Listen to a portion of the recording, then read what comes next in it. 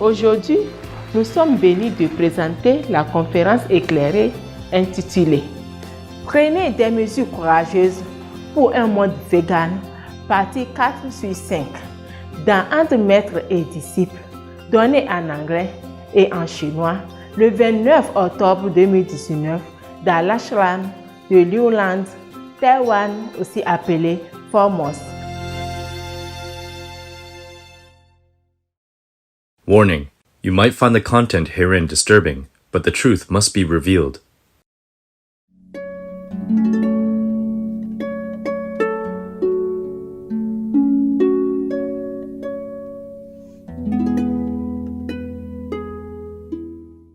I was in a mountain called Yangmingshan. It's a national park. It's beautiful, isolated. And I lived in a tent then. It's so cold, so cold, so cold. Very, very, very, very, very, very cold. And it doesn't feel like the mountain is very high because you keep driving up, the slope slowly ascended. So when you were in the top of a mountain, you don't feel like it's very high. And some part of the top of the mountain are flat. Yeah. So a long time ago, some people had house on this mountain. They are not allowed to build anymore nowadays, of course, because it became national park. It's become so flat, I had a little so-called house in the Yangmingshan mountain. And you have to walk very long way, driving up to the top already, and still have to walk up at the steps. I don't know how many thousand steps, or at least hundreds of steps, and then walk along again, and steps again, and walk again. I don't remember how long. Maybe at least it take. 有没有人记得？20分钟。20分钟，从下面啊，从这已经屋顶了啊。OK，20分钟是你们走的，我走的话最少40分钟。I just asked, and your Taiwanese brother told me that it took 20 minutes, but we're already at the top, and then it would take another 20 minutes to walk up. I say it's his 20 minutes. For me, it's maybe 30, 40 minutes or 1 hour. Some of my assistants say 1 hour because she walk and then she has to take a rest in between. Yeah. Over there is truly nothing, but it's a big flat land, big enough for me. They have even a bamboo grove on it, flat. Yeah. And the Taiwanese Taipei disciple surprised me with a 6-corner kind of house. And the bedroom is on top, hidden, yeah. And then downstairs there is a big enough for me. Of course, I'm a small person, so whatever they build is big. It's like a pavilion, You saw it sometimes in some of my cooking show that they show, or some of the show they show where I do some painting, and that pavilion, yeah. And on top there's a bedroom small. And then they even make a water sprinkle system on top of the roof because they are so loving. One of the brother of yours, he went to Australia already with his family. Yeah. But he built that with the other brother and sister from Taipei or other part also. But mainly it was him. He's a builder, so he built that. They make a sprinkler system on top of the roof because they heard one time I said that I love rain. So that's his magical raining system for me. It also cool down the roof, in summer, yes. So we don't have aircon or anything. I don't remember that. We have fan, yeah. And I cook on the pavilion, the pavilion is all empty. There's no screen, no door, nothing. And I remember the mosquito, a lot of them in this bamboo grove. But they never touched me, never. And I don't remember any of the nearby assistant to me has ever been bitten by the mosquitoes. But I saw them, group of mosquito, dance, dance groups together in different places in the bamboo grove. I saw that. But I just saw it a few times because I don't notice them, because they don't bother me. It's funny. And nowadays, they even beat me in the city. Yeah. Anywhere. It's funny. I don't know if my blood became sweeter or my karma became more attractive. Oh, could be both, huh? Yeah. I really love that place. When I went up there before, I didn't have a lot of disciples then. I was working for the refugees from there and then going down. That's why I had to leave that place. I never wanted to leave that place. I feel like I'm so very detached from everything in the world, from anything that I wanted. It's a very simple place. Just have a bedroom. I don't remember have a bed. Just sleep on the floor. And they have water connection. Electricity even. Can you believe that? Magical people. This group of people. I remember. He was a builder. He was a well-off person in family. They cannot offer me any money. I don't accept. So they just went up there. Yeah, that place is a private land, I think. I don't remember asking. I presume that it's a private land because there's a bamboo growing. There's a big grove in it. And there are other fruit trees as well. You know, these are old time when people already have it before it became national park. And of course the government still allow them to continue to cultivate or plant things or build a little hut. They cannot build big house with concrete and cement and all that. But a little wooden hut to be okay. Nowadays I heard that it's a long time already and a typhoon kind of damaged some places and they wanted to go up to repair it. But I say, wow, it's such a long way, you know, very difficult to bring the material and all that stuff. So forget it. I don't think I ever have that luxury to live there again. So I just don't want them to waste their time, you know, just use it to meditate. That's what I told them. I'm not sure if meanwhile they sneak up and repair it or not for souvenir, you know. For later generation, when I die already, then maybe they sell ticket to come up to visit, you know, here, the master Ching Hai, you know, she lived here before. Look, here's her shoes. There's where she cooked, you know. That's what they do with a dead person. Houses or residence, right? Okay. I imagine there were maybe thong of people, you know, walking up these difficult steps and long way up and then paying homage or take photos or touch here, touch there for blessing. Maybe they make a statue of me standing in the middle of the room or something, greeting the tourists. That is a 20 minutes walk from already on top of the mountain, you know, where you already park your car far away, you know, because your car cannot go up and you have to climb up many steps already. And then you can continue going further. Yes. I used to have a little storeroom there, you know, 2x2, you know, they use some metal sheet, you know, to cover around, you know, just to wrap around and then put a roof on top. I used to live there next to a stream. We have a stream there. That's what I loved about it. I didn't have a lot of money at that time. And then we bought that place, borrowed some money from a brother. I repay already, even though he didn't want it, but I repay. I said, I don't take anything, so please accept it. It's not much. It's very little money to buy that little place.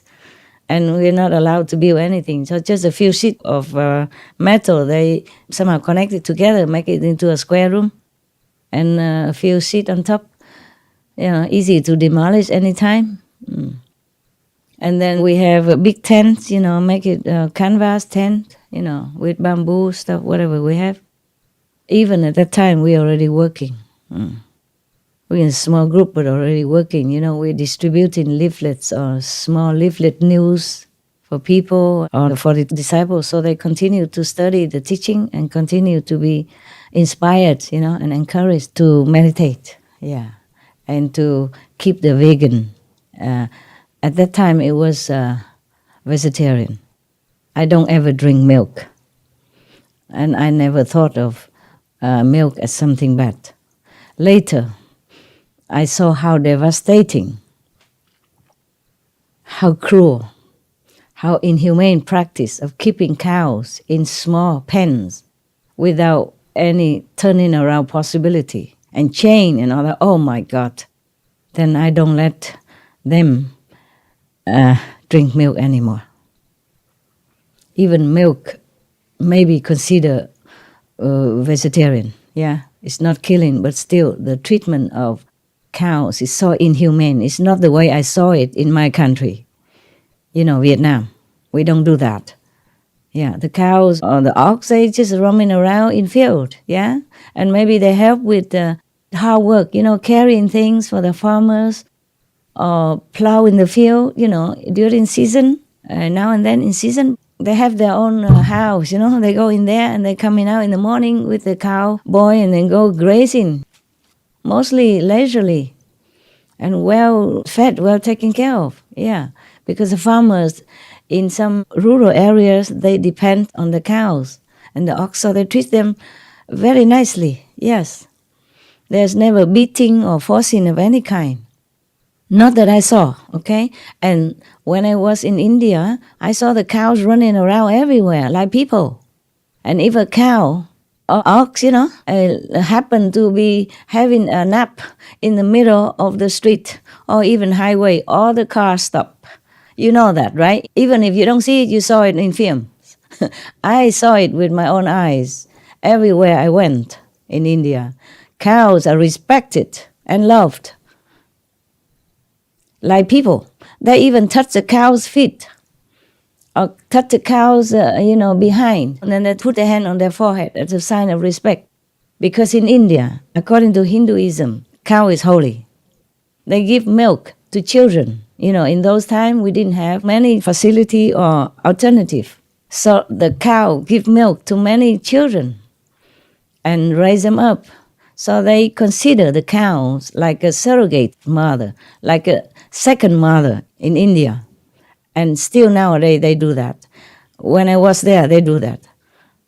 Yes. And they feed the cow too for whatever they have. You know, sometimes they have leftover vegetable, they just throw it on the street, the cow eat them. And the cows are free to roam anywhere. And people have to give way to cows, not cows give way to people.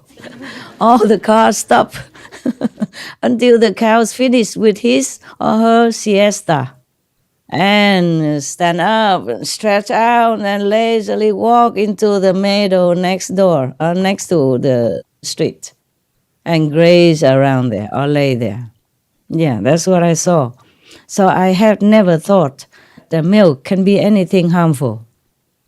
And also, I studied Buddhism before. When the Buddha first came out of his samadhi, he was very weak because he was following the extreme kind of practice that he learned from someone else. They say they have to really starve themselves, or don't eat, don't drink, and that. Just meditate, and then they get nirvana. Later on, the Buddha realized that it's wrong. And then he stepped out of that, and then the first person he encountered was a lady who gave him some milk to drink. And that's how he regained his strength. And he continued to go learning and practicing more. And that's how I thought milk was okay. But later, when I see the modern time, animals industry is so inhumane, so wicked, so gruesome, so barbarous, that of course we don't take that anymore. And if any of you still did not get it, then you have to watch these films, you know, The Dominion, watch Peter's film, watch Earthlings, watch Cowspiracy. We advertise them for free anyway on our Supreme Master Television, and you can watch them on Netflix. Yeah, or this similar film about the extent of cruelty, the extent of abusive practice that the people do to the innocent, helpless, defenseless, gentle animals. Show it to your friends. watch it with them, even though you will cry and you scream out loud from seeing their suffering, but you watch it with your friends. You know, those who still eat meat and drink alcohol, even drink and drive and all that. You show them all of these consequences. I know it's gruesome. I could not even watch it without screaming. Sometimes I have to watch in many sections in order to finish the film, so that I can tell you, so that I can tell them to advertise it on our STM TV. We don't advertise the whole gruesome things because it's too sensitive for the children. But we advertise their film, the title of the film, so that the people can find it and watch it themselves. And so that you can show it to other people in your capacity. Don't rely only on me alone. Don't rely only on Supreme Master TV alone. Because in some corner, people don't know our TV exists. Don't rely on us. Don't rely on me alone to save the world. You save the world with me. Okay?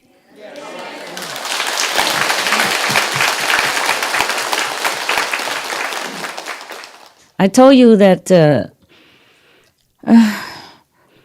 53% it came from master power, you know, through the lectures, through the things that she embedded on the host, through the God's blessing together. That's a Supreme Master Television, bless the world.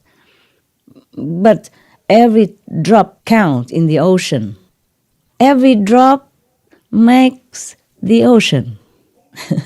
So please, save the world with me. Help the animals who are suffering without anyone to rely on, without anyone to defend for them, without a voice to speak out, to scream out for their suffering. Every time I cannot bear. I have to block my intellect many times. Otherwise, I'll be crying all day and suffer so much, knowing the suffering of the animals.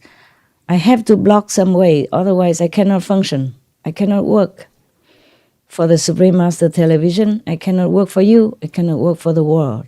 I have to be strong and tough. But I'm not always tough.